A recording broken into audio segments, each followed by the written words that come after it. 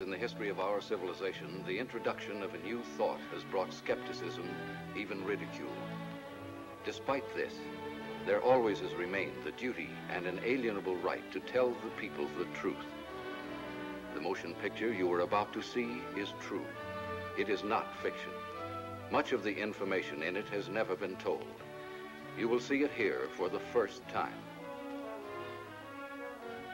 On July 29, 1952, at the Pentagon, a press conference was held. This is the actual official transcript of that conference. Among those participating were Major General Roger M. Ramey, Director of Operations, USAF, Colonel Donald L. Bauer, Technical Analysis Division, Air Technical Intelligence Center, and Captain Edward J. Ruppelt, Aerial Phenomenon Branch, Air Technical Intelligence Center. This is Major General John A. Samford, Director of Intelligence, United States Air Force, who conducted the conference. Why was the conference held? It all began with an incident which occurred in 1947. On the afternoon of June 24th of that year, Kenneth Arnold made the first report on flying saucers. On this day, Arnold took off from Chehalis, Washington, and flew toward the Rainier Plateau at an elevation between 9,000 and 10,000 feet. Over Mineral, Washington, he observed a formation of very bright objects to the north. He radioed ahead that they appeared to be close to the mountaintops and traveling at tremendous speed. When Arnold came in for a landing at Pendleton, airport personnel and the local press were waiting for him.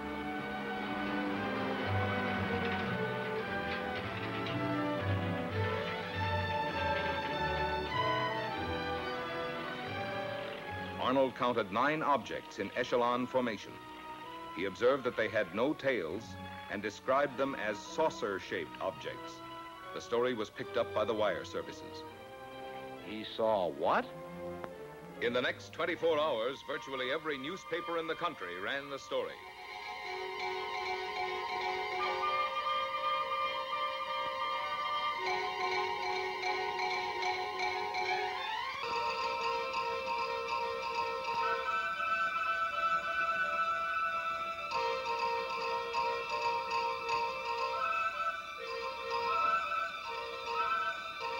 The Arnold report precipitated an avalanche of sightings from cities, towns, villages, from every section of the country.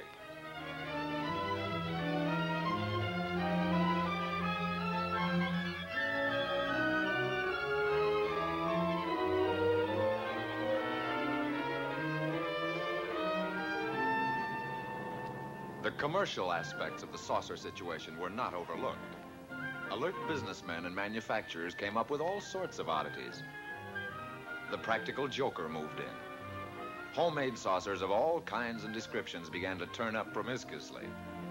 Within a few months of the original saucer report, practically everyone in America was conscious of flying saucers. This man in the saucer, can you describe him? Well, sir, he was small and skinny. His head was pointed, came to a very sharp point. He had long green hair. His eyes were a sort of purplish red. He had large ears which were formed like an antenna. His teeth were perfect, but spread far apart. And I noticed, too, a jacket of some sort of spun glass and bright red metallic hues. You say this all took place in a few seconds. Mr. Nagelschmidt, can you tell me what color tie I'm wearing? I'm sorry, sir. I didn't notice.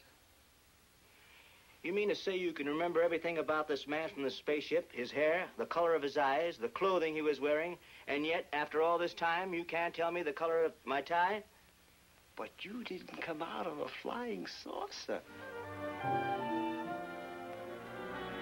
Then, at approximately 1400 on January 7th, 1948, the Kentucky State Police reported to the Fort Knox Military Police that they had sighted an unusual aircraft or object flying through the air, circular in appearance, approximately 200 to 300 feet in diameter, moving westward.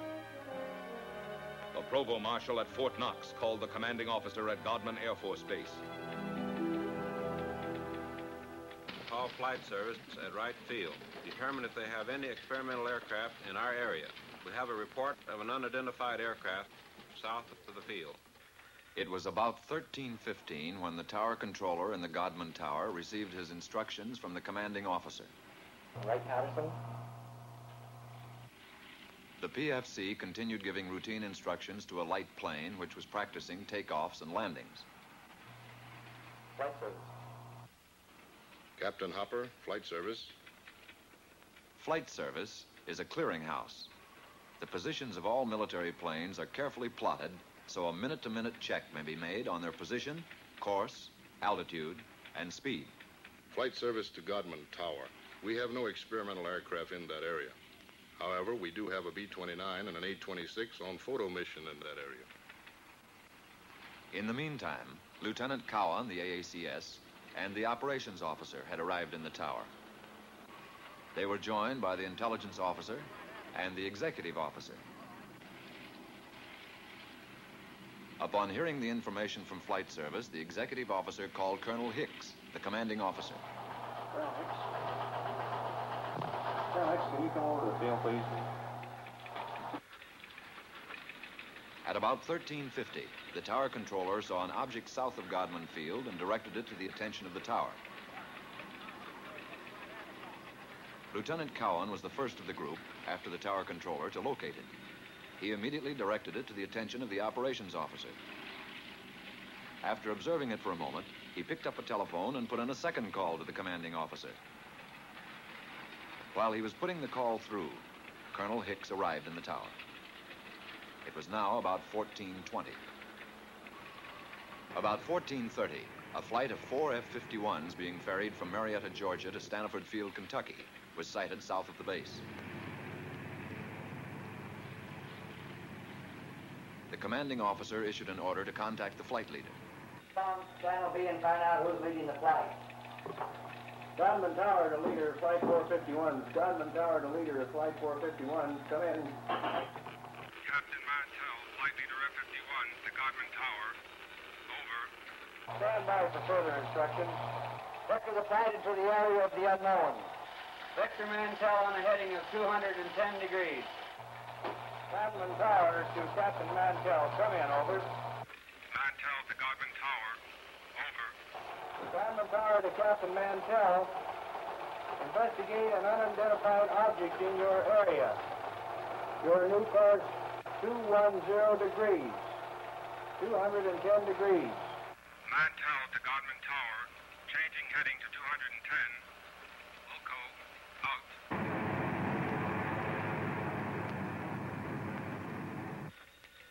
One of the ships in Mantell's formation, NG-336, piloted by Lieutenant Hendricks, requested permission to land at Stanford Field to refuel and get oxygen. Permission was granted. Captain Mantell and the other two planes started to climb toward the object. The second pilot made a similar request. Both wingmen refueled and, after getting oxygen equipment, took off again. Captain Mantell, flying NG-3869, continued climbing, outdistancing his wingmen. At 14:45, Mantell called the tower. Mantell to Tower. I see it. Above and ahead of me. I'm still climbing. A few moments later, one of Mantell's wingmen was heard. What the hell are we looking for? After a moment, Captain Mantell made a reply. Mantell to Tower. The object is directly ahead of and above me. Now moving at half my speed. Godman Tower to leader, Flight 451. Godman Tower to leader, Flight 451. Come in. Mantell to Tower. It appears to be a metallic object of tremendous size. The object now was in visual view of the tower personnel. Mantell to Tower. I'm trying to close in for a better look. I'll go to 20,000 feet. Shortly after this, Pilot Hammond, the remaining wingman with Mantell, called Mantell over his radio. Level off, Captain, until I've regained visual contact. The personnel in Godman Tower waited tensely for Mantell's reply, but he made no answer. A moment later, Pilot Hammond made another report to the tower. Mantell seemed to have disappeared. Mantell had apparently climbed beyond his wingman. At 15:25, the remaining wingman broke off and returned to Stanford Field. The object, which was in visual sight from the tower, as were the F-51s during the chase, disappeared at approximately 1550. The F-51s were first lost to view, and then the object went behind a cloud. Godwin Tower to Captain Mantell. Come in. Over. This is Godwin Tower to Captain Mantell. Come in. Over. At 1750, Staniford advised Godman Tower that Mantell had crashed 5 miles southwest of Franklin, Kentucky. The crash had occurred at approximately 1645. Captain Mantell was killed.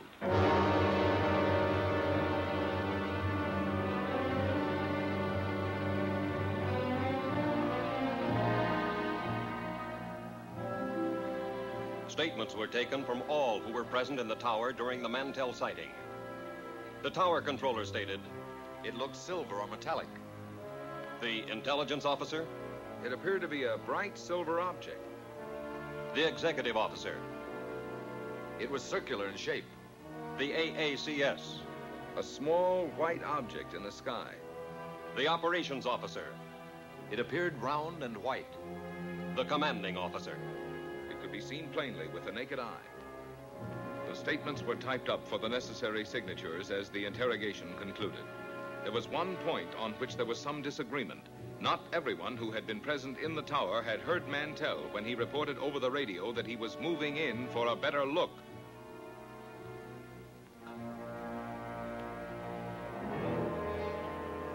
The more lurid sections of the press reported that fragments of Mantell's plane were found to be radioactive. Some news sources reported that an autopsy revealed that Mantell had been killed by some kind of death ray unknown to our men of science. These reports were false. Because certain publications persisted in using a sensational approach in reporting sightings, there were increasing demands from the public for an explanation. However, the Air Force had already taken official cognizance of the flying discs. Headquarters, United States Air Forces, issued a directive for a detailed study of flying disc reports. This project received a secret classification and the code name of Sign. Department of Air Force and Department of Army letters directed all respective subordinate units to report directly to Air Materiel Command all information concerning unidentified flying objects. And so Project Sign was implemented. Trained investigators were dispatched to the exact scenes of the sightings. After thorough on-the-spot interrogations, the reports were sent on to ATIC for further analysis. Utah, Washington, Norway, Sweden, Denmark, South Korea, Ohio, New Jersey, Oregon, Philippine Island, Louisiana, Alabama, Tennessee, Kansas, Massachusetts. As an example of the credible type of sightings reported by reputable, trained observers was the report of Captain Willis Sperry. What is your full name, Captain? Captain Willis Sperry, How long with American Airlines? 17 years. What was the date of sighting? May the 29th, 1950. And the time of sighting? 9:30 in the evening. The origin of sighting? 60 miles southwest of Washington, D.C. And the destination? Nashville, Tennessee. What was the visibility? It was unlimited. And what was your altitude? 7,500 feet. Who of the crew first saw the object? The co-pilot called it to my attention as I had turned to reach for a map. The object was flying head-on at us. It was 50 times the magnitude of the brightest star. I immediately made an abrupt turn to avoid collision. As I looked to my left, the object appeared to come to a stop. Can you describe the shape of the object? It appeared as a perfectly streamlined object without wings or tail section, as it was silhouetted against the full moon. At all times, it had a brilliant, shimmering blue light in the nose. It was traveling at fantastic speed, and although it had passed off our left wingtip, it circled us in a matter of seconds and appeared off our right wing. There again, it stopped, and we watched it for several seconds. When again it started, it reversed its direction. We watched it for several more seconds until it disappeared in the east out of sight. Have you ever seen any other similar object, Captain? Never before or since.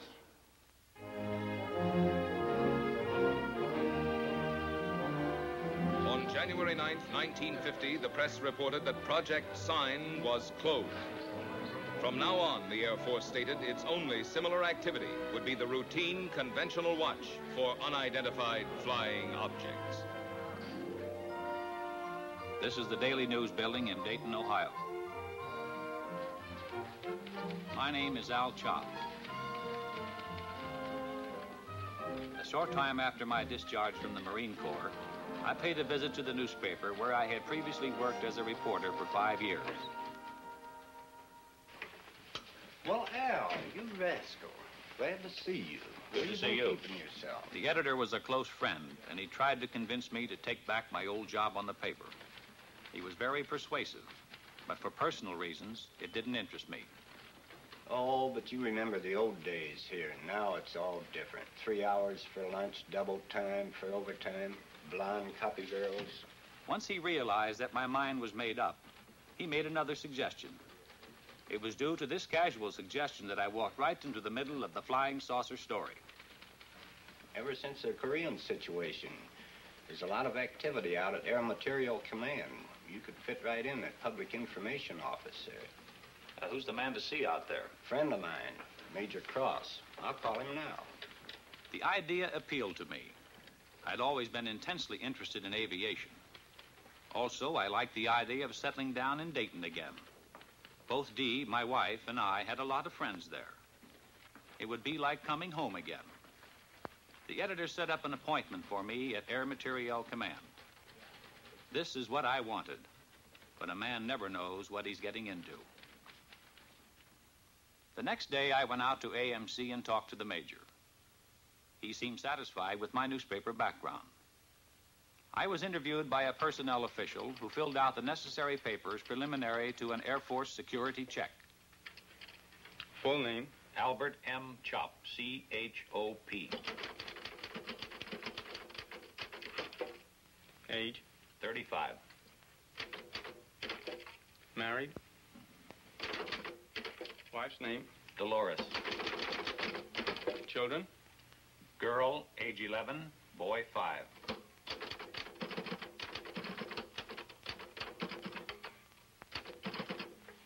Take us to room D. Thank you. Shortly after, I went on the AMC payroll on the PIO desk. I soon shook down into the routine of the public information desk. There was a wide diversification of projects for which I wrote material. Most of it was released as newspaper copy, with an occasional article published in the magazines. I wrote a piece on a portable printing press that could be set up close to the front line. These presses printed daily bulletins, which proved of great value in sustaining morale of frontline troops. I did a few pieces on helicopters, which were coming into wide use in Korea. Newsweek magazine printed this, and it also appeared in many of the country's leading newspapers. Then, one morning about 10 o'clock, I got a call from a newspaper editor in Boston. The Boston editor wanted confirmation or official information on a flying saucer report out of Sioux City, Iowa. I told the editor that Project Sign had been officially closed. He was insistent, so finally I called Air Technical Intelligence Center. No, Chop. We have no report on Sioux City or any other sighting. You people on PIO desk ought to know we've closed Project Sign. For the next couple of hours, calls came in from newspapers all over America.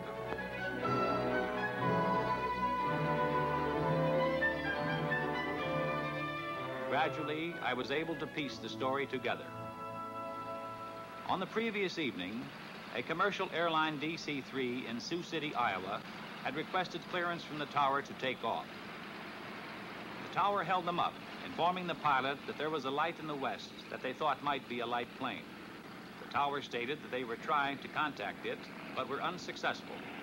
The tower was in contact with another light plane that was coming in for a landing. The DC-3, engines idling, stood by at the end of the runway until the light plane landed and taxied off the strip. The tower then gave the DC-3 pilot permission to take off.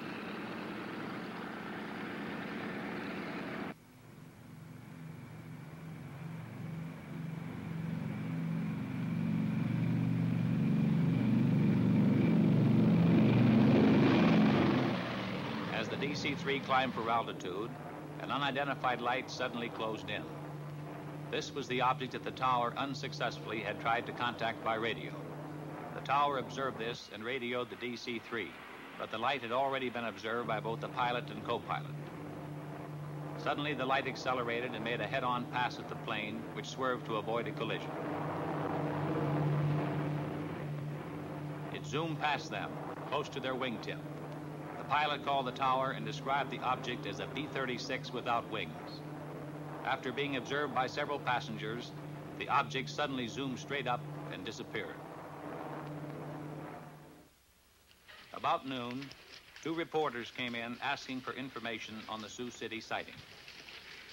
What's new on this saucer story, Al? We have nothing on it. Project Sign is closed. ATIC is no longer investigating these things. How stupid can they get? How can they drop an investigation when there are things going on like this Sioux City incident? Look, George, I don't make policy around here. I've got a job, and I take my orders just like everybody else. They insisted I make another call for verification with ATIC.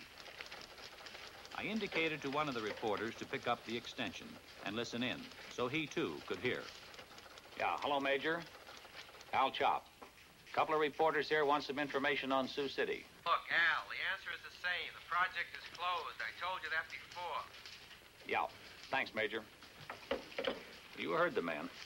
This thing doesn't add up. Those men saw something up there.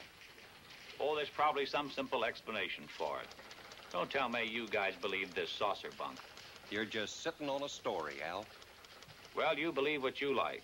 But personally, I think this whole saucer business is pure, unadulterated bunk. One day, shortly after the Sioux City incident, I went over to get a story on a former German scientist. Area B was a maximum security section. The story appeared in the New York Times. I had obtained the background on the scientist from the files. He was formerly one of the top men at Peenemünde, Germany, one of the key figures participating in the successful development of the V-2 rocket. This scientist had succeeded in developing a 98.8% pure aluminum oxide.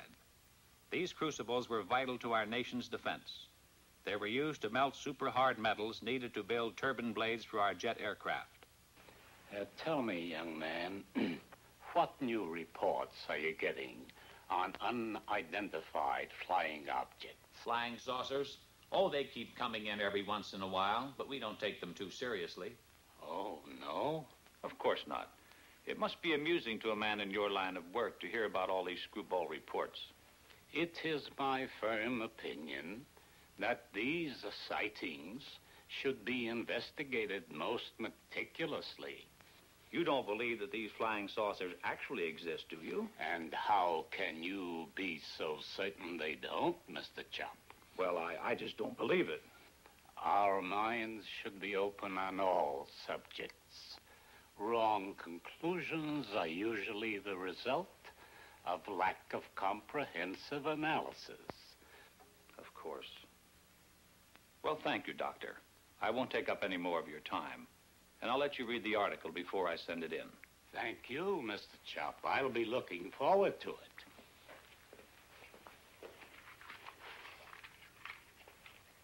Later that same day, I paid a visit to the Public Information Officer for Air Materiel Command. It was his job to know everything that was going on. I brought up my interview with the scientist. He's a top man, isn't he, Colonel? As good as they come. We got on the subject of saucers. He seemed to lend credence to their existence. At least he doesn't deny it. Well, he's not alone in that opinion. I don't understand, Colonel. If a crack scientist thinks they could exist, why not the Air Force? Al, I'm going to let you in on something. Somehow security was breached on the code name Sign. Every news agency knew that Project Sign meant saucers. On top of it, we were up to our bustle in screwball reports. Serious investigation was all fouled up. The serious investigation? Then the Air Force is still investigating these sightings? We switched the code name to Project Grudge, and the investigations continued. And what have they shown? Nothing conclusive as yet. Could these saucers be some kind of a secret weapon of ours? No. If they were, Air Materiel Command would be the first to know. How about a device from a foreign country? We know they're not. What is your opinion, Colonel? I don't have any opinion, Al. A short time later, I was promoted to chief of the press section. From then on, there wasn't a moment when I didn't have at least one reporter hounding me for information on saucer sightings. Got a question, Al. Boys down at the office would like an honest answer. Project sign is closed, right? That's right. Has the Air Force set up a new saucer investigation? No. Thanks, Al. That's all I want to know. Coming here right away, Al. Bring pencil and paper. Line 3. Colonel Goddard's on the phone. He's got a hot UFO report. I want you to listen in on it. Okay, Colonel, shoot. Colonel Goddard, chief of the Air Force Photo Reconnaissance Laboratories, reported that 3 of his men flying a B-29 were tracking a weather balloon over Georgia. Suddenly, an unidentified flying object appeared and flew alongside the balloon. After a few moments, the object dived and made a pass at the balloon, then proceeded to disappear. When the balloon was recovered, it had a 6-foot rent in it. Colonel Goddard's men believed this unidentified flying object made the tear in the balloon. Goddard vouched for his men making the report, stating that they were highly experienced and reliable Air Force personnel. Thank you, Colonel. Think it could be a lightning bolt? Goddard wouldn't call about a lightning ball. Didn't any of his men have a camera? No, they were tracking it with binoculars. That's something I don't get, Colonel. Wouldn't you think that somebody, somewhere, would have shot a picture of one of these things? Oh, we've got plenty of photographs. But the trouble with still pictures is they're too easily faked. What about a motion picture? Could that be faked? Oh, trick shots are possible, but not without complicated and expensive laboratory equipment, highly skilled men. Even then, motion picture experts could easily determine fakes. That eliminates some joker faking a piece of motion picture film in his garage. It'd be practically impossible to get away with that. Well, I guess that's why you have no movies of them, Colonel.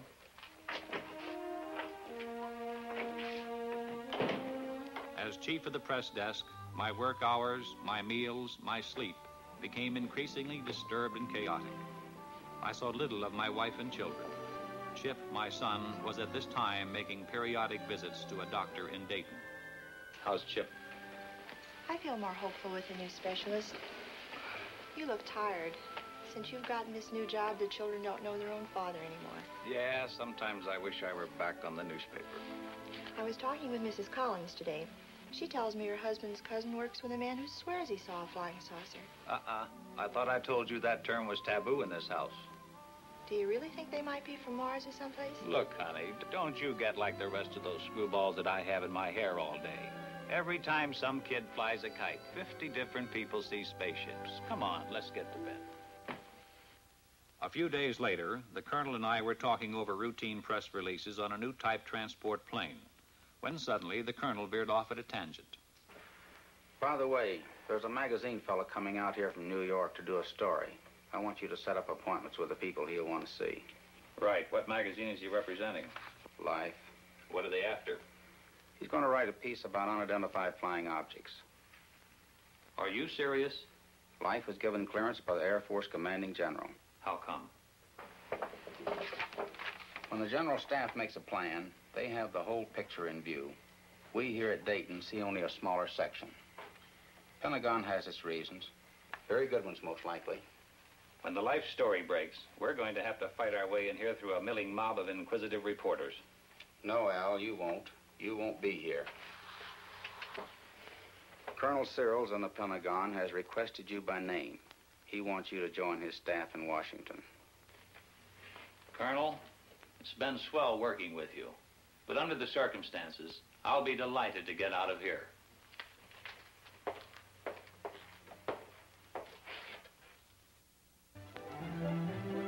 Upon my arrival in Washington, I was assigned to Air Force Press Desk. Major Fournet was intelligence technical analyst and UFO monitor. Thanks, Captain. Al, I just got a call from Captain Ruppelt. A Navy photographer named Newhouse has made a sighting near Tremont in Utah. He got some UFOs on film. Motion pictures? Motion pictures. This film should prove interesting on a comparative basis. Comparative with what? With the Montana film. ATIC's had it for some time over at Dayton. You mean ATIC has had motion pictures? Why wasn't I told about it? You're being told about it now. Can I see these films? Ruppelt has the Newhouse film. It's back at Dayton being processed and analyzed. but I can show you the Montana film. This film was shot August the 15th, 1950. It was taken in Great Falls, Montana by Nick Mariana. Immediately after we were notified of the sighting, we sent an intelligence man to get a first-hand report. My name is Nick Mariana. For the past 6 years, I've been the general manager of a minor league baseball club called the Electrics. We play out of Great Falls, Montana, and are a farm club of the Brooklyn Dodgers. On August 15th, 1950, at Legion Ballpark in Great Falls, Montana, after a couple of hours in the clubhouse office, I went up into the grandstand to call the groundskeeper. As I reached the top of the stairway, I glanced northward to the tall Anaconda Copper Company smokestack to check the direction of the wind from the white smoke. Force of habit, I suppose, because our outfielders use it as an indicator on defensive play. As I looked up, I saw two silvery objects moving swiftly out of the northwest. They appeared to be moving directly south.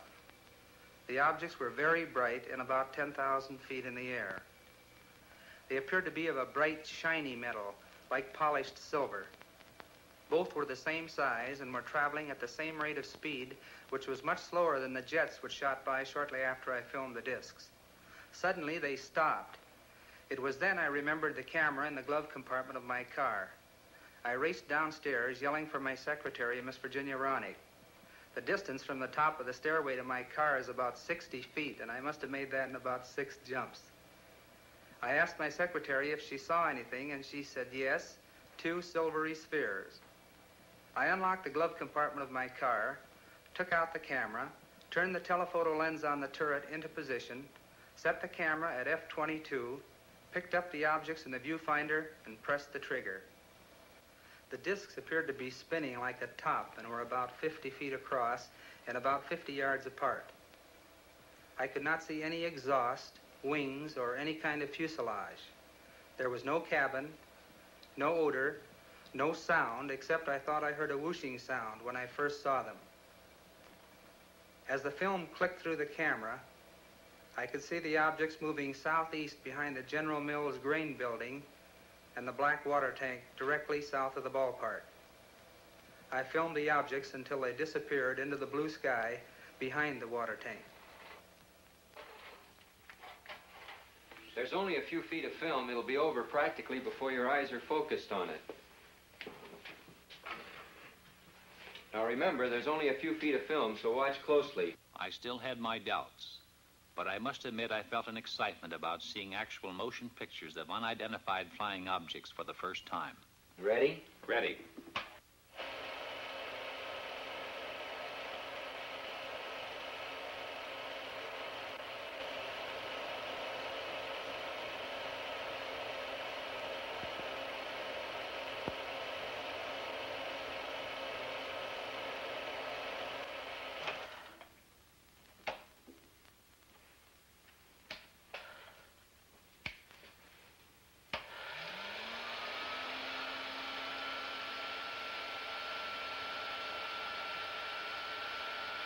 What do you make of it? You saw what I saw.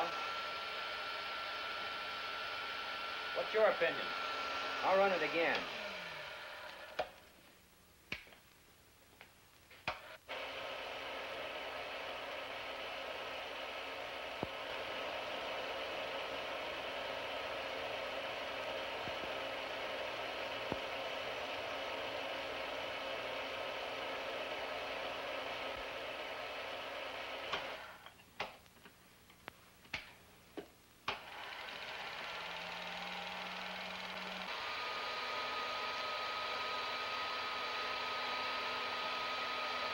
Do you have a transcript on Mariana?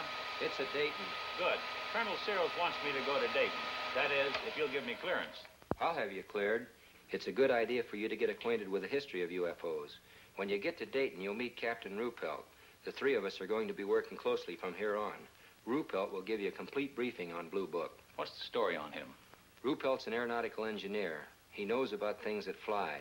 An excellent man to head up Project Blue Book. Okay. Once again, what's your opinion of this film? As far as I'm concerned, I'll have to classify them as unknowns. I'll run the film again, this time in slow motion.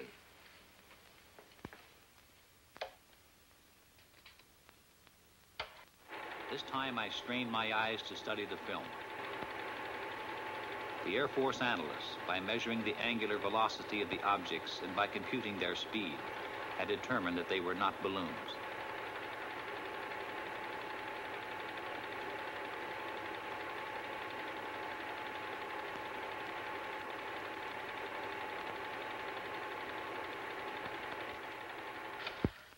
Well?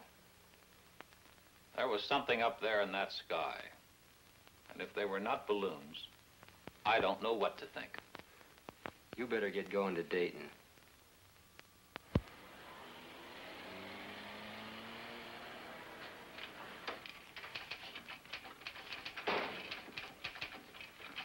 Yes, sir. May I help you? I'll chop to see Captain Ruppelt. Captain's right over there, sir. Thanks.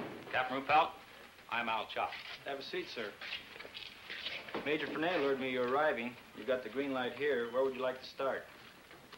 As a springboard, I suggested that he brief me on the general outline of how the organization handled reports on UFOs. Ruppelt began to fill me in on the baffling saucer problem, including a breakdown on the reported sightings supplemented by graphs. There were literally hundreds of cases where Air Defense Command pilots had attempted to intercept UFOs. There were sightings where UFOs had been tracked by ground radar, airborne radar, ground observation, and combinations of all these elements. I accompanied intelligence officers on investigations. I witnessed the difficulty in breaking down and gaining the confidence of those who were reluctant to talk about their experiences for fear of personal ridicule and embarrassment. Others were cooperative. I observed the technique of thorough interrogation used by Blue Book's analysis and investigative staff. In almost every case, I heard the same words used to describe the sighting. These words were lights and metallic objects. There were reports by reliable, competent observers, including high-ranking Air Force and Navy flyers, civil engineers, and scientists. I learned that the staggering total of over 3,500 reports had been received. Quite a few of these sightings are unsolved. Approximately 85% of the sightings are designated as solved. According to this document, 14.3% of all sightings are officially designated as unknown. The newsmen keep hitting me with the unsolved cases. Anyway, solved is a big word. How do you solve them? There's nothing hit or miss about it. I'll show you. On December 1st, 1952, between 4:30 and 5 o'clock in the morning, several major airports in this area reported a single round object. It was flashing, first white, then white-orange, then amber. It was observed northwest of this central point at an angle of 15 degrees above the horizon. Remember that 15 degrees. It's important. Reports arrived here from Teterboro Airport, Westchester Airport, Newark Airport, LaGuardia Airfield, Idlewild, and Mitchell Field. This flashing sphere of light was also observed by an Eastern Airline pilot who radioed in his report. Various observers at all these airports watched the object through high-power binoculars. When the report arrived here, we checked the weather in that area with Air Force Weather Bureau. That night, at that time, there was no temperature inversion. We got in touch with Navy Balloon Project Center at the University of Minnesota. That gave us an exact schedule of balloons released from that center. We got similar information from every other point where weather balloons are released through Air Force Balloon Plotting Center at Lowry Field, Denver. We contacted Air Force Weather for wind conditions and velocity at the altitude of known balloons. A precise computation of balloons in the air and known wind conditions definitely removed balloons from the picture. We checked with flight service to determine if any aircraft were in the vicinity on the bearing at that time. There were no aircraft. And still this thing was up there all the time, being observed by various personnel from airfields all over that area? Correct, and they were seeing it. We checked with our contract astronomer at a leading university in the locality and gave the astronomer the angle of elevation and bearing of the object. Remember, the object was observed at an angle of 15 degrees above the horizon, and I told you that was important. It proved to be the conclusive factor. Our astronomer reported that at the time of the observation, the planet Jupiter was 15 degrees above the horizon and on the angle of elevation and bearing of the object. There's no doubt about it. What all these people saw was Jupiter. What made the light flash? Atmospheric conditions. The same conditions that make the stars appear to twinkle. You people really go into these things. We try. In over 80% of the cases, we come up with the correct answers. We don't get the correct answers in all the cases. What about the motion picture made by this Navy man, Newhouse? We're working on that. How does it look? Impressive. Can I see it? It's being analyzed. When the film is available, will I be able to take a look at it? As soon as analysis is completed, you'll see it. Satisfied? Yeah. How long will that take? About a week. We're doing an exhaustive check on the Newhouse stuff. Really putting it through the ringer. When we're through, we'll forward a print to the Director of Intelligence with a complete report of our analysis. Fill me in on Newhouse. Would you consider him a qualified observer? He rates as a top flight observer, an extremely competent one. Immediately upon getting word of his sighting, we dispatched an investigator from Travis Air Force Base to interrogate Newhouse. The exact date of his sighting was July 2nd at 11 a.m., Mountain Standard Time. I was driving on U.S. Highway 30 South with my wife and our son Delbert and our daughter Ann. We were on our way from Washington, D.C. to Portland, Oregon on vacation before reporting to my new duty station at the Aviation Supply Depot, Naval Supply Center, Oakland, California.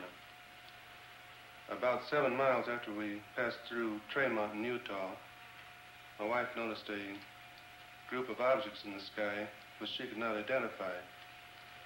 I pulled over to the side of the road, stopped, got out, looked up and saw the objects. There were about 12 of them in a rough formation proceeding in a westerly direction. They were like nothing I'd ever seen before, although I've logged some 2,000 hours in the air. They were identical in appearance. How would you describe these objects? Like two saucers, one inverted over the other. I had no means of judging the altitude. It appeared to me to be about the size of B-29s at 10,000 feet. Did you photograph them immediately? I watched the objects for a few moments before getting my camera out of the suitcase. Then I lost more time getting film out of the second suitcase and loading the camera. When I first saw the objects, they were almost overhead. By the time I had the camera ready to go, they had moved to a considerably greater distance. What kind of a camera did you use? A 16mm Bell & Howell Filmo Auto Load Master with the 3-lens turret. I selected a 3-inch lens and set it on f8 and focused at infinity. Did you think of using slow motion? No, the camera was set on 16 frames per second, and in the excitement of the moment, I didn't think to shoot at a greater rate, although that would have improved the coverage. I centered the viewfinder on the objects and made the first shot. Then I decided that if the sky were darker, the objects would show better. So I stopped the lens down to f16 and continued photographing. This proved to be a mistake, as the quality of the film would have been better had I left it at f8. Did these objects remain together in a group at all times? No. Toward the end, one object reversed its course and proceeded away from the rest of the group. I held the camera still and allowed this single object to pass through the field of view, picking it up again later in its course. Did this single object return to the rest of the group? No. I allowed it to pass through the field of view of the camera 2 or 3 times, and then it disappeared. In what direction? Over the eastern horizon. What did you do then? I turned, swinging the camera just in time to see the rest of the group disappear over the western horizon. What was the weather? The weather was bright and cloudless. Visibility good? The visibility was excellent. How does this film you shot compare with what you saw with your naked eye? You have studied the film. Yes, I've studied it. I'm very disappointed. The film falls far short of showing what I saw with the naked eye, due to the delay in getting the camera started and my air exposure. If I'd had this camera in the seat beside me, loaded and ready to go, there'd be no need for questions. The Air Force would have the answer. What is your full name, please? Delbert Clement Newhouse. And you are on active duty with the Navy? Yes, sir, I am. What is your official Navy rank? My title is Chief Photographer. I'm a commissioned warrant officer, United States Navy. How long have you been in the service? 21 years. Now, is there anything you can add to the description of these objects? They had a bright silvery color. Can you describe some particular detail? They had a metallic appearance. They seemed to be made of some kind of polished metal. The Newhouse film, as I told you, is presently under analysis. Sergeant, would you get me the Fargo case? The Fargo sighting was October 1st, 1948. A National Guard lieutenant, thank you, a National Guard lieutenant was about to land his F-51 at Fargo Airport.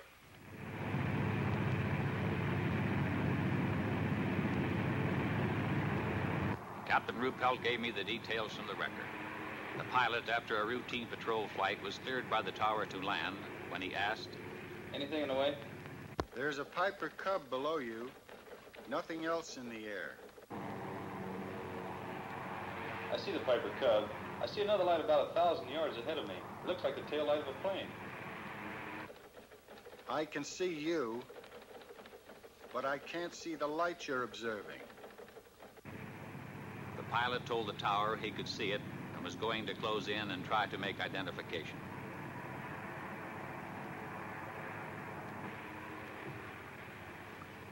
I can see it clearly now. A small white light. It keeps blinking on and off. As he approached it, the blinking light became clear and steady. Suddenly, it pulled into a sharp left bank. I think this thing is going to make a pass on the tower. I see it now. I see it. The pilot dived on the light, and although he brought his manifold pressure up to 60 inches, he reported, I can't seem to catch up with the thing. It's gaining altitude and has just made an impossible turn. A 90-degree turn to the left. You're right. It's gaining altitude on you. And it's still in a very tight left turn. By that time, they were at 7,000 feet, when, suddenly, the light made a 90-degree right turn. It's headed straight at me. The light passed directly over your canopy at, I estimate, about 500 feet. The object suddenly shot straight into the air. The pilot followed it to 14,000 feet when his plane went into a power stall. The object disappeared. The chase had lasted approximately 27 minutes. The officer in the tower was the airport traffic controller. The lieutenant was an instructor for the French during the Second World War. He said he was sure there was an intelligence behind the movements of the lights. He stated, too, that no earthborn pilot could have withstood the G-factor inherent in the object's turns and speed without blacking out. Was there radar at the field? No, there wasn't. Too bad. Radar would have made it airtight. Not necessarily. I thought a radar return was indisputable evidence. No, it isn't. Are you a radar expert? No, I'm not, but I have one on tap. Give me extension 361. We have a team of 3 radar analysts here in Air Phenomenon Branch. I want to talk to Wynn Swanson. All radar reports received here pass through this radar analysis division. Swanson? I have a man here from the Pentagon. He's cleared. Wants to know about radar. Okay. The field's socked in solid with fog, but he'll take you over to GCA.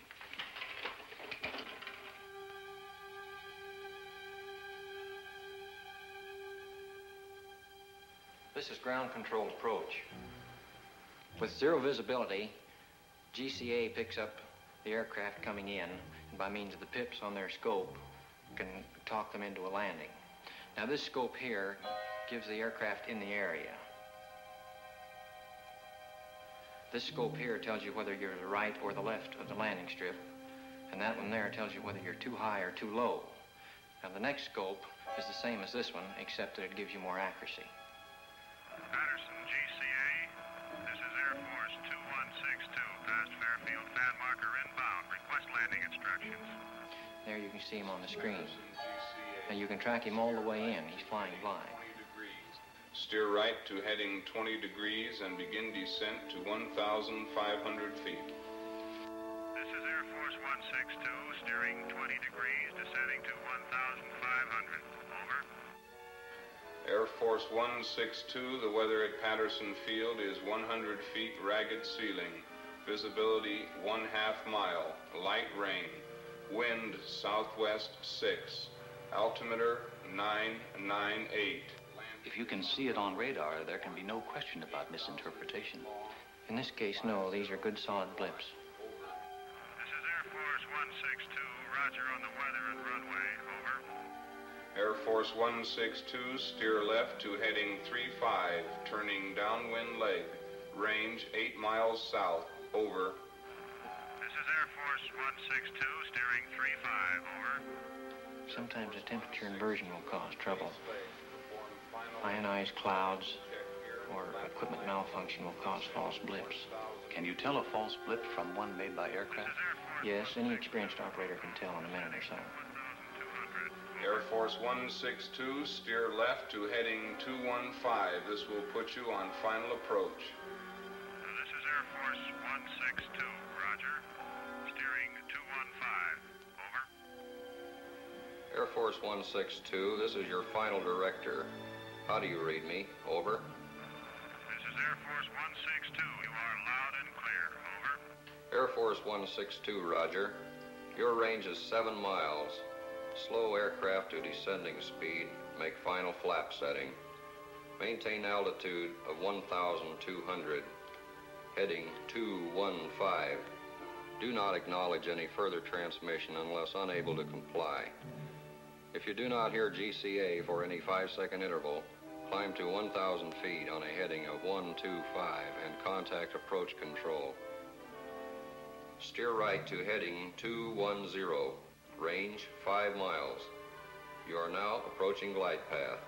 Start normal rate of descent at 600 feet per minute. Entry to glide path good. Steer left to heading 212. Range 4 miles. Go above glide path 10, 15, 25 feet high. Increase your rate of descent slightly. Heading 212. Holding you on the center line. Holding 2 feet high on glide path. Check that descent. Steer right to heading of 213. Range now 3 miles. Holding glide path very well.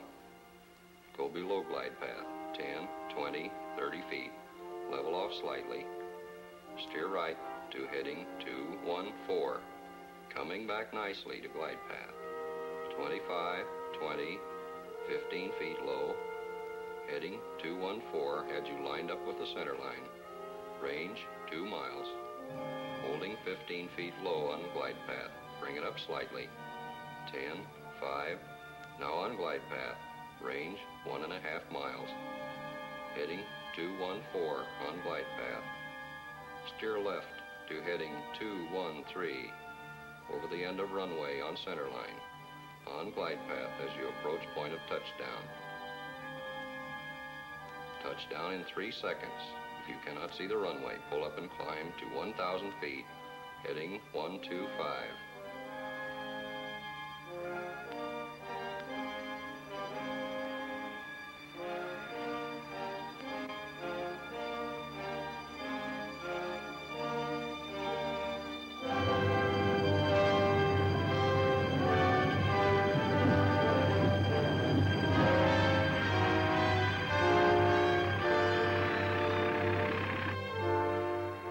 Safe at home. Well, that's it. Coffee? Yes. What exactly is your job here, Swanson? I'm one of a group of 3 radar specialists employed by the Air Force. Reports of radar contacts of unidentified objects are sent in to us from all over the world for analysis. How long have you been in Air Force intelligence? 2 years. Ever come across any cases you couldn't solve? We have unsolved cases, yes. Cases where good solid blips appeared and no known objects in the area. Then, too, we have cases of fantastic speed. Exactly what do you mean by fantastic speed? I mean speeds greater than any achieved by man. How much greater? Thousands of miles per hour. Thousands of miles. What's your idea of what they are? All I can say is unknown. You must remember that I've been restricted to only radar contacts. I have no experience with visual contacts. What do you think about the chances of these objects having intelligence behind their control? All I can say is I have an open mind. What do you think about the theory of interplanetary source? I have an open mind, period. I spent a full week in Dayton. I had hoped to see the Newhouse film before returning to Washington, but it was still under analysis by the Wright Field Photo Lab. When the analysis was completed, The film was taken by an Air Force courier and hand-carried to Washington to be viewed by the Director General of Air Force Intelligence. It is. All set, Major? Yes, sir. Air Technical Intelligence has reported that this film could not be produced under simulated conditions. Let's go. There'll be several feet of blank film before the pictures come on.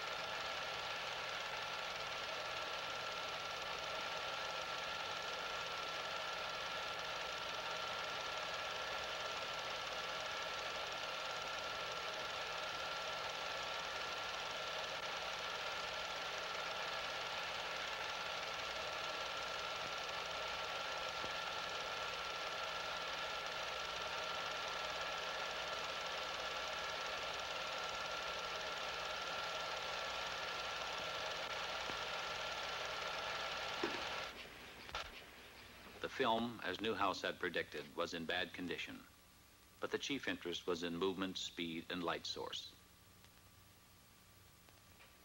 After a moment, the general asked to see it again.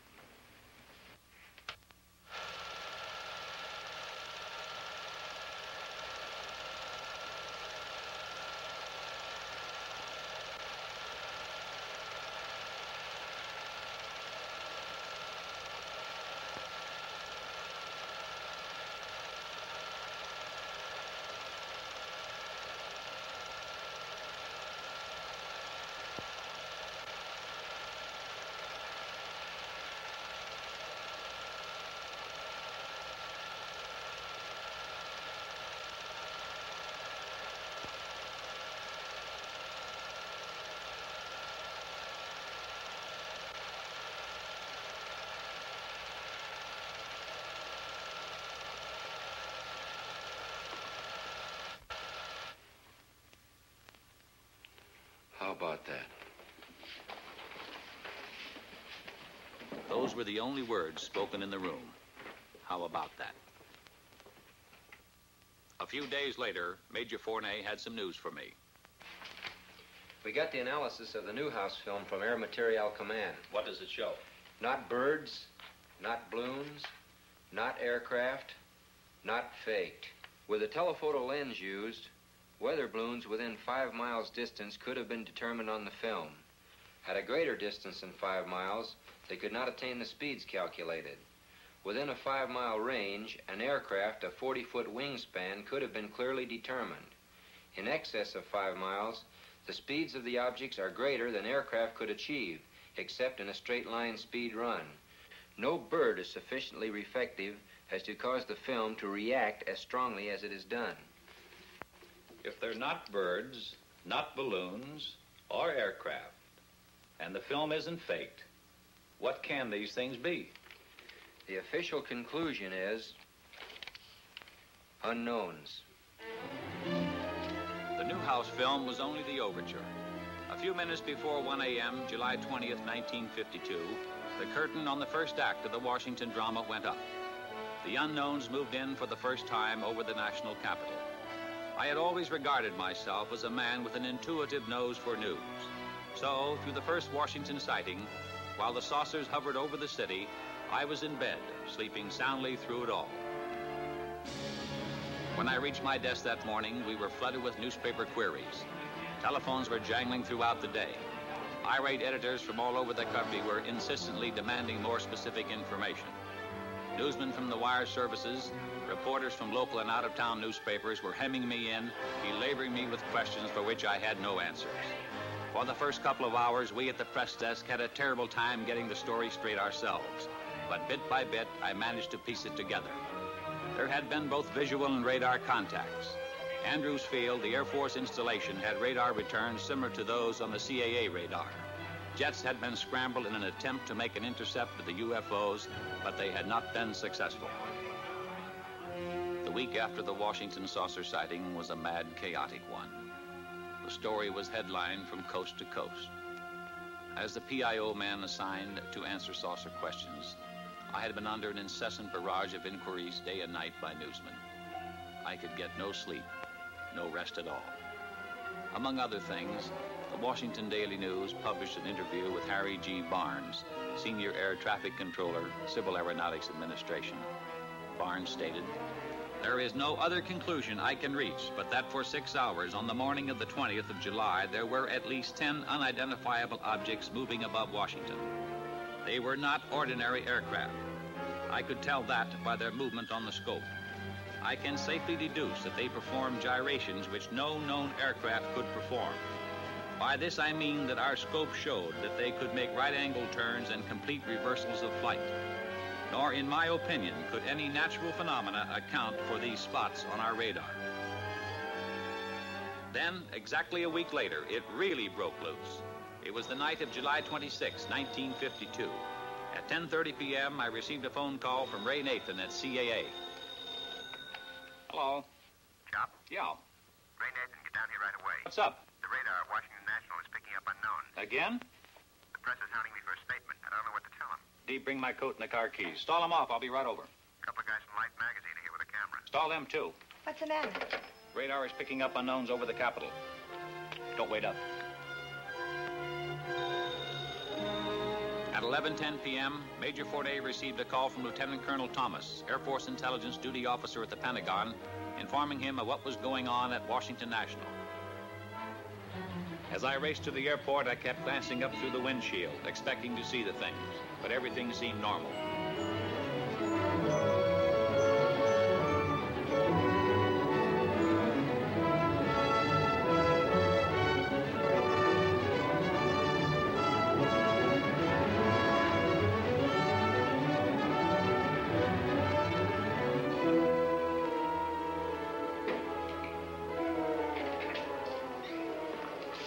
Am I glad to see you? They tell us we need your okay to get into the radar room. You can't get in, boys. I'm sorry. We want some pictures of that scope, Al. You can't photograph the scope. Why not? It's under security measures, classified wavelength, classified code names. Here we are in the biggest story in history, and you're keeping us out. Sorry, but that's the way it's got to be. Then we're going over your head, Al. Colonel Dick Searles. You can reach him at Metropolitan 89898.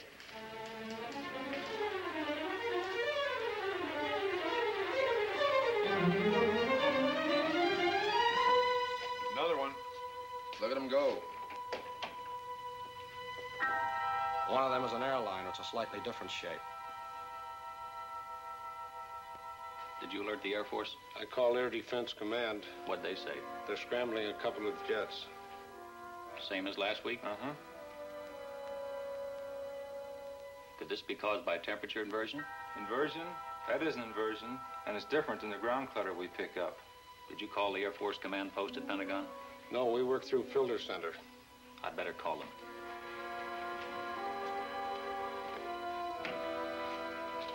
Get me the Pentagon Air Force Command Post. This is Al Chop. I'm at Washington National. Have you heard about the unknowns here tonight? We've been alerted. There's a blue flight on the way there right now. Okay. Washington Control to Flight 639, come in. Flight 639 to Washington Control, over. Washington Control to Flight 639. You're approaching traffic on your left. Can you see it? Over. Andrews Tower to Washington Control. We show an unknown just to the left of Flight 639. Flight 639 to Washington Control.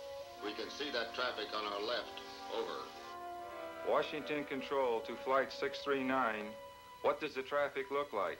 Over. Flight 639 to Washington Control. It's a light, a blue-green light, over. Washington Control to Flight 639. Can you make out what type of craft it is? Over. Flight 639 to Washington Control. No. We can just see a light, a blue-green light, over. Washington Control to Flight 639. Roger, out. This is Bluebird 1 to Washington Control. Come in. The jets are coming on now. Washington Control to Bluebird 1. Change course to 225 degrees. Bluebird 2, hold your course. Over. Bluebird 1 to Washington Control. Wilco, out. Bluebird 2 to Washington Control. Wilco, out. They're gone.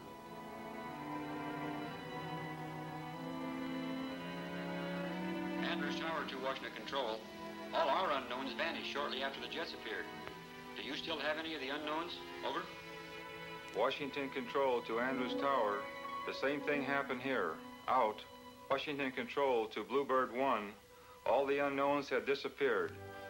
You say those returns are the same as those you got last week? The same as last week.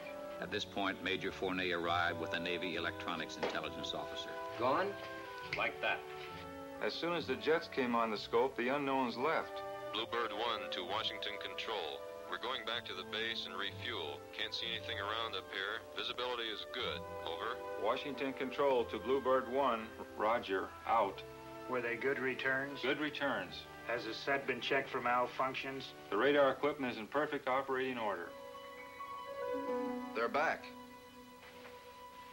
Andrews Tower to Washington Control. They're back. Just as the jets left our scope. They dropped back in again out of nowhere. You got them? Over.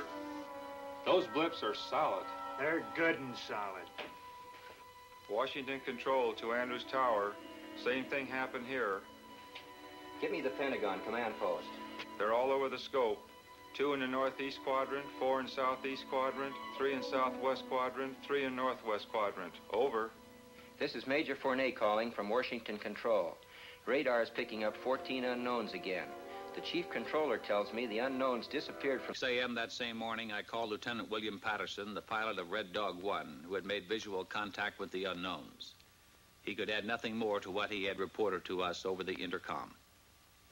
Later that same morning, the White House placed a call to the Pentagon. Captain Ruppelt, who had flown in from Wright-Patterson and who was only beginning his analysis of the sighting, got the call from the White House. Yes, sir. It appears to have been caused by temperature inversion. Yes, sir. We've had cases where radar blips have been caused by temperature inversion. This was Captain Ruppelt's report to President Truman. But Captain Ruppelt had not been present at the Washington sighting. It wasn't until later that he learned there had been both visual and radar contact with the unknowns on that night. On Monday morning, an avalanche of calls from newspapers throughout the nation jammed the trunk lines at the Pentagon. The relentless pressure continued. We admitted radar contacts from the 3 surrounding airfields. When did the saucers first appear? 9 p.m. How long were they under observation? 6 hours. How many were there? 14. Could the pilot see any details? No.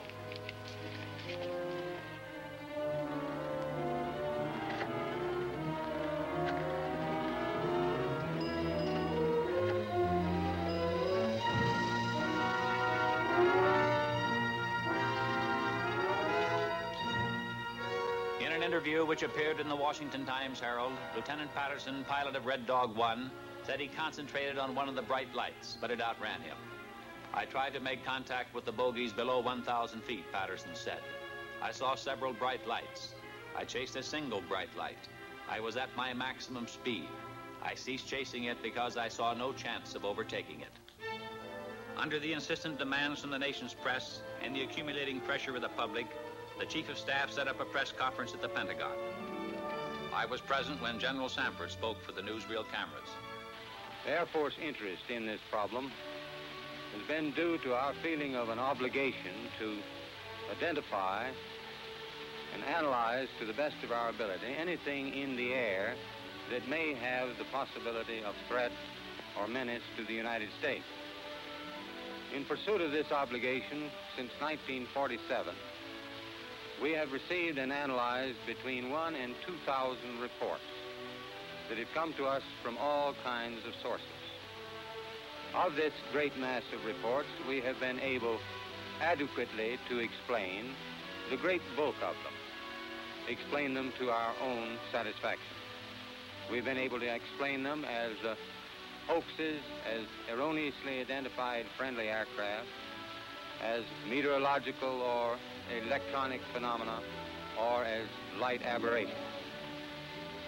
However, there have been a certain percentage of this volume of reports that have been made by credible observers of relatively incredible things.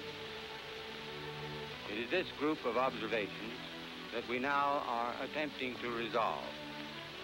We have, as of date, come to only one firm conclusion with respect to this remaining percentage, and that is that it does not contain any pattern of purpose or of consistency that we can relate with to any conceivable threat to the United States. We can say that the recent sightings are in no way connected with any secret development by any agency of the United States. When I left the Pentagon that evening, General Samford's words kept running through my mind. Credible observers of relatively incredible things.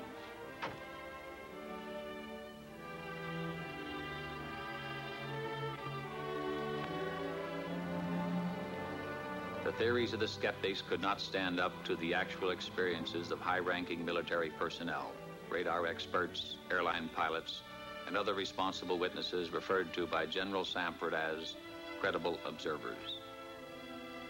I started to walk through the streets of Washington, the words remaining with me, credible observers of relatively incredible things. I recalled, when I first joined the project at AMC, how I regarded with disbelief the whole subject of flying saucers. But piece by piece, the evidence had crystallized, until now, in my opinion, there was no doubt as to their existence. Now, so far as I was concerned, it was no longer a question of whether or not there were unknown objects flying in our atmosphere. For me, the only questions that remained were, what are these objects? Where do they come from? To me, the evidence indicated intelligence behind their control, and by now the belief that their source was interplanetary was no longer incredible.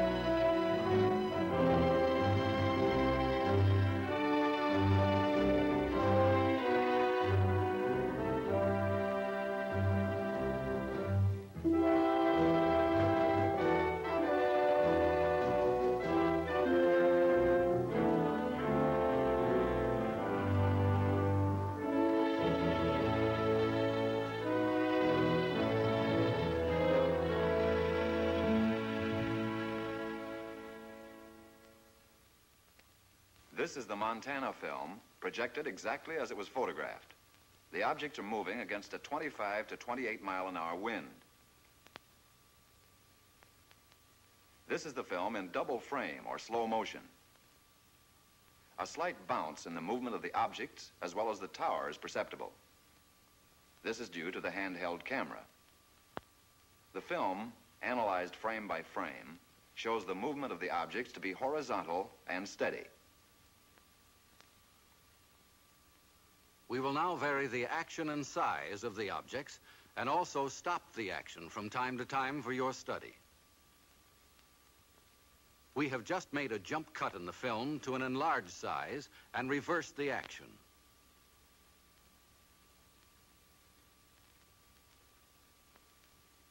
You are now seeing the objects exactly as they were photographed, but from a closer perspective.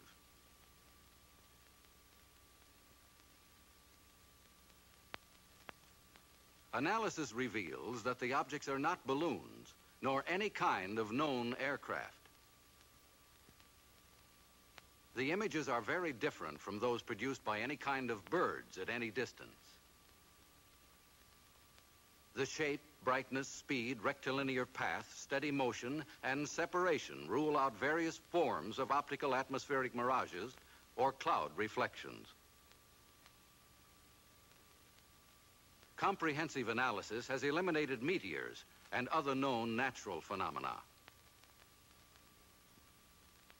The possibility of airplane reflection has been carefully studied and ruled out. This is the Utah film as it was originally photographed. The image structure and maneuvers definitely eliminate any kind of known aircraft.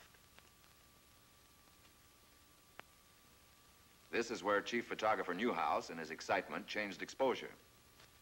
He believed that by changing density and giving the film more contrast, he could clarify the objects. The single object that reversed its course.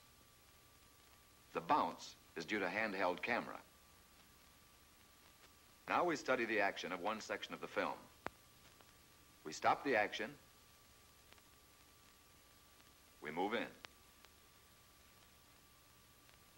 Within a 5-mile range, aircraft could be determined. In excess of 5 miles, the speeds are greater than aircraft can achieve, except in straight-line speed runs. The movement here follows an elliptical or circular pattern. Microscopic examination reveals that the objects are well focused. Their size varies from 1/6 to 1/10 the size of the moon, as it appears to the naked eye. Their form is circular and sometimes elliptical. This fits the commonly used flying saucer description. Observe the object in the upper left corner. We move in to study the action.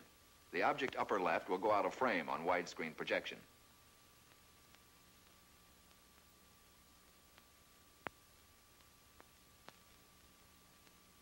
Observe the motion of the two objects upper right as we rock them back and forth.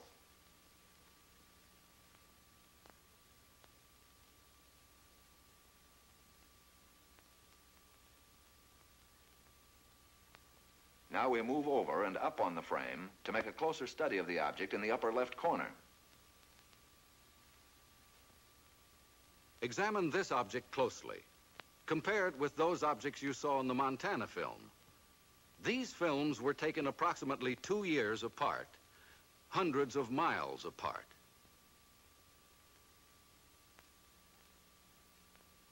We drop back to the original perspective and resume. Now the section of the film where photographer Newhouse changed exposure. Weather conditions, together with the persistence and motion of the formations, eliminate the possibility of atmospheric mirages. Photogrammetric experiments have shown that the images cannot be associated with any kind of birds at any distance. Stop. Now forward again.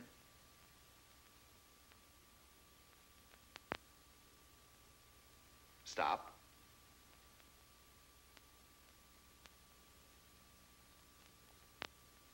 We drop back to original perspective.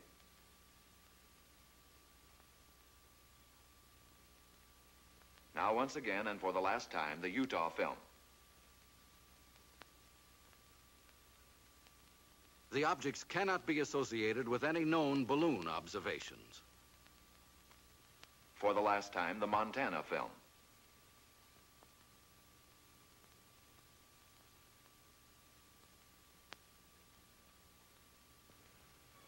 The motion picture you have just seen is authentic.